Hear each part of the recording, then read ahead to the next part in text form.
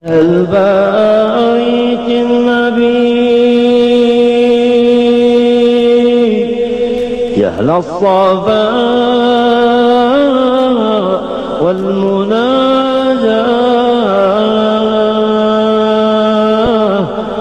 بخيت من حبكم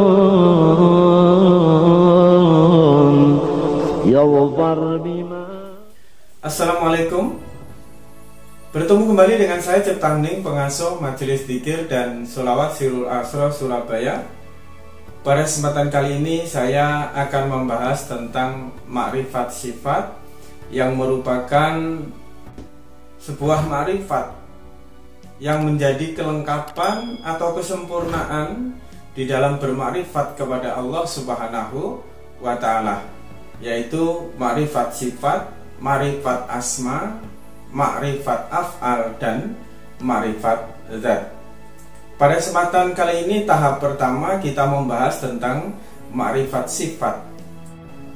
Agar makrifat kita kepada Allah Subhanahu wa Ta'ala itu tetap kepada garis yang benar, tetap kepada jejak langkah yang benar yang telah dicontohkan oleh para mursyid, oleh para kekasihnya Allah, oleh para ulama arif billah, dan oleh junjungan kita Nabi besar Muhammad Sallallahu Alaihi Wasallam. Apa itu makrifat sifat? Makrifat sifat pada umumnya adalah mengenal sifat Allah yang 20 dan mengenal sifat mukal atau sifat tidak mungkinnya Allah yang 20 sifat Allah ini harus kita kenali di dalam kehidupan ini, di dalam kehidupan, di dalam dunia, di dalam setiap keadaan yang ada, di dalam setiap apapun yang kita temukan dan apapun yang kita rasakan di dalam kehidupan ini. Semuanya itu tidak terlepas daripada sifat-sifat Allah Subhanahu wa Ta'ala. Apabila kita tidak mampu dan tidak menemukan 20 sifat itu di dalam kehidupan ini, khususnya di dalam keadaan, di dalam setiap makhluknya Allah yang ada di dalam dunia ini, maka kita termasuk orang-orang yang tidak mengenal Allah, meskipun kita ahli ibadah, meskipun kita ahli zikir dan lain sebagainya. Apa sifat Allah yang 20 itu? Biasanya kita pakai untuk puji-pujian itu. Allah wujud kita bako dan seterusnya.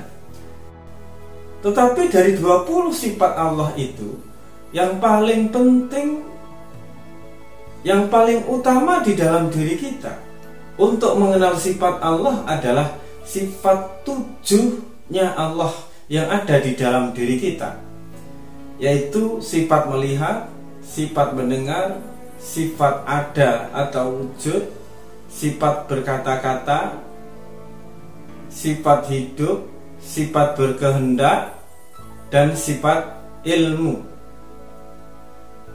Ketujuh sifat ini harus kita ketahui di dalam diri kita. Kita melihat, lawan katanya melihat adalah buta. Kita berbicara, berkalam, berkata-kata, lawan katanya sifat berkata-kata adalah bisu. Kita mendengar, lawan katanya mendengar adalah tuli. Kita hidup, lawan katanya hidup adalah mati. Kita sering sekali mendengar dan kita meyakini bahwa itu adalah pendengaran kita. Sedangkan yang mendengar itu hanya Allah, karena Allah lah yang mempunyai sifat mendengar. Maka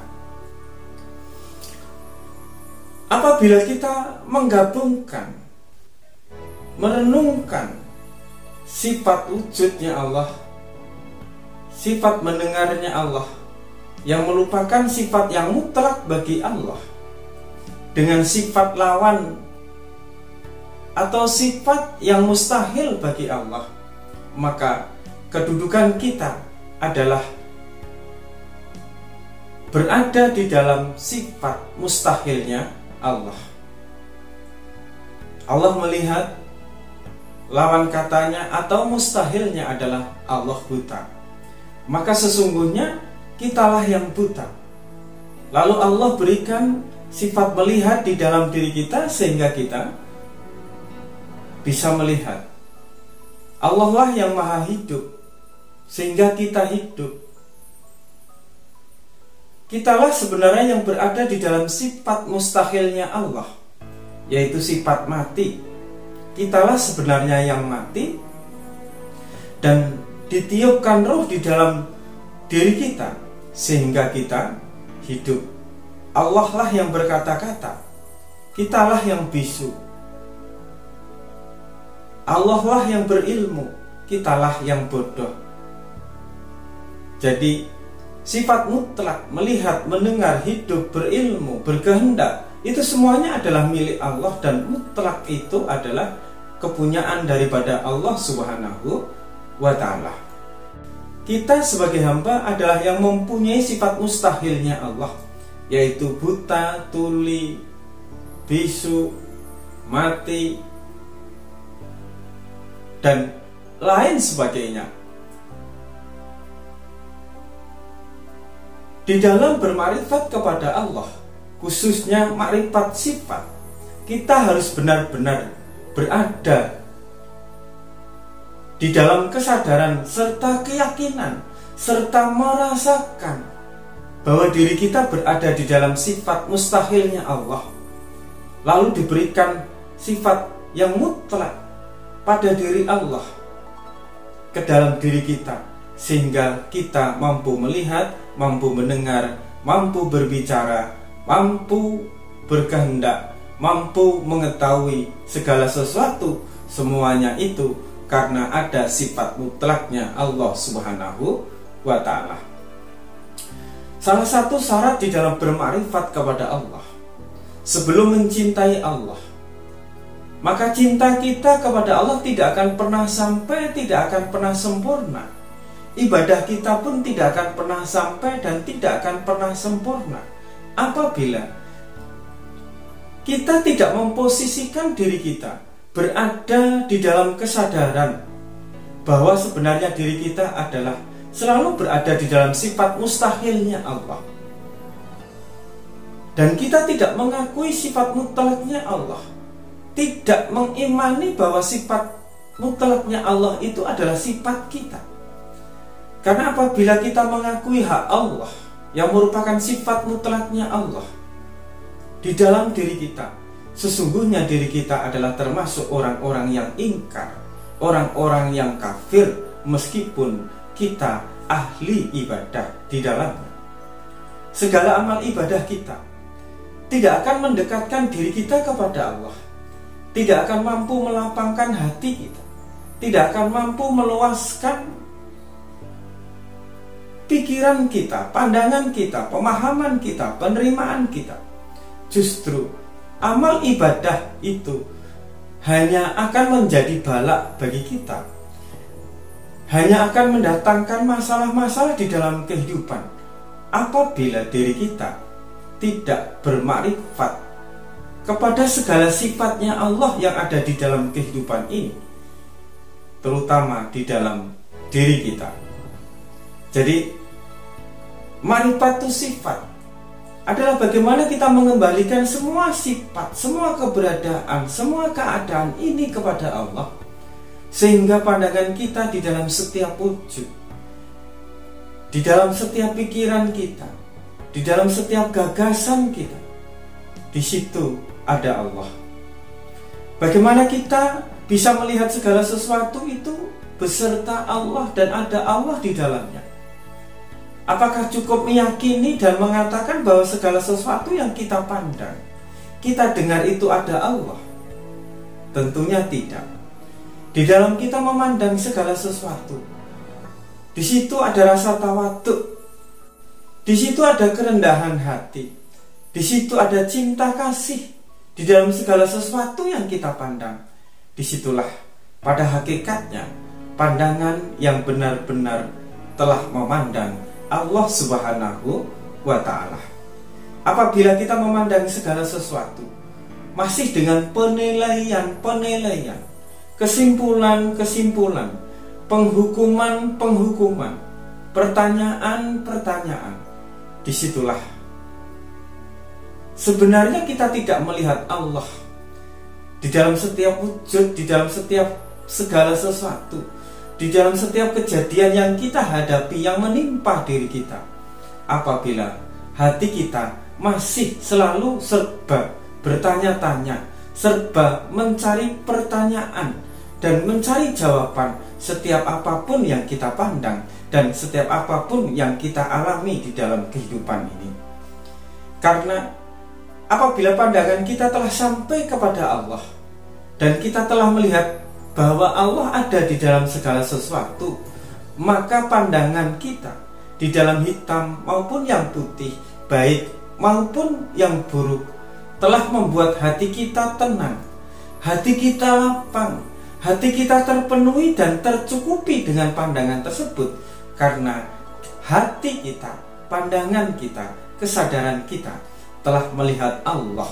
Allah yang membuat diri kita tenang, Allah yang membuat diri kita tercukupi, Allah yang mencukupkan setiap pertanyaan dan jawaban di dalam pandangan kita. Jadi memandang Allah di dalam segala sesuatu bukan berarti kita melihat Allah dengan kata-kata, kita melihat Allah di dalam kesadaran kita, tetapi kita melihat Allah dengan rasa kita, yaitu rasa tawadhu, rasa cinta, rasa sabar, rasa ridho, rasa ikhlas, dan rasa tulus di dalam segala sesuatu yang kita lakukan, kita pandang, kita terima, kita hadapi di dalam segala kehidupan ini. Apabila kita melihat hitam dan putih di dalam kehidupan ini, maka kebijaksanaan kita yang memandangnya. Pandangan dengan kebijaksanaan itulah adalah pandangan yang melihat Allah di dalamnya. Apabila kita mengalami segala sesuatu, ujian dan cobaan di dalam kehidupan ini, maka pandangan kita adalah dengan kesabaran, dengan pandangan yang penuh kesabaran. Itulah sebenarnya pandangan yang melihat Allah di dalam segala masalah, di dalam segala ujian yang kita hadapi. Kita di dalam melakukan segala sesuatu, memberikan segala sesuatu, menerima segala sesuatu, yang nilainya pandangan itu adalah sama pandangan dengan melihat Allah, maka di dalam kita melakukan amal ibadah perbuatan yang kita lakukan, baik itu hablum minallah maupun hablum minannas, selalu didasari dengan keikhlasan, dengan keridhaan, dengan ketulusan. Ketulusan inilah, keikhlasan inilah pandangan yang sesungguhnya di dalam melihat Allah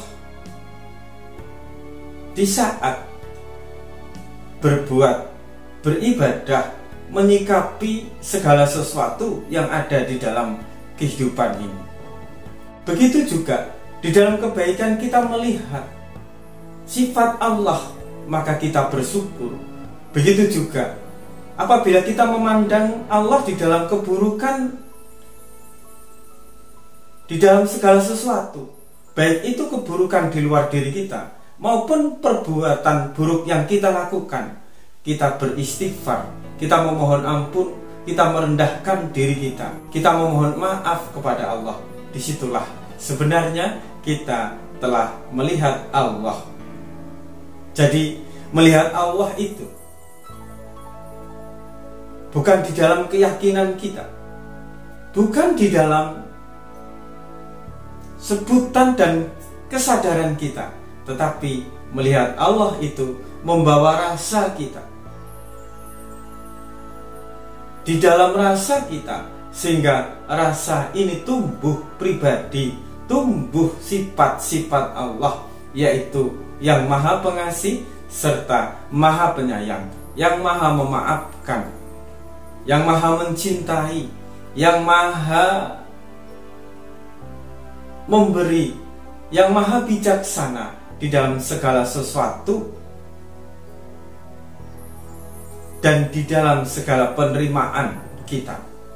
Itulah makrifat daripada sifat, yaitu kita melihat, memperlakukan segala sesuatu ini yang kita pandang, kita dengar, kita rasakan, kita kehendaki, kita ucapkan, semuanya semata-mata adanya sifat Allah yang meliputi diri kita. Kita adalah manusia yang hanya mempunyai sifat mustahilnya Allah, dan Allah karuniakan sifat mutlaknya di dalam diri kita, sehingga kita mampu hidup, mampu berbicara, mampu mendengar, dan mampu melihat. Jadi pandanglah segala penglihatan kita sebagai milik Allah, segala perkataan kita sebagai milik Allah. Kita kembali kepada sesuatu yang bersifat tiada, sesuatu yang berasal dari sifat mustahilnya Allah Subhanahu wa Ta'ala.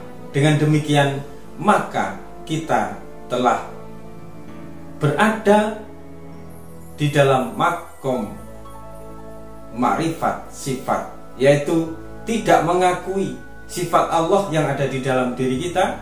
Kita mengembalikan hak itu sebagai hak Allah, lalu memposisikan diri kita di dalam sifat mustahilnya Allah, yaitu sifat yang berlawanan dengan sifat 20-nya Allah Subhanahu wa Ta'ala.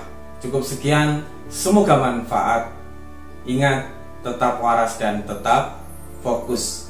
Wassalamualaikum warahmatullahi wabarakatuh.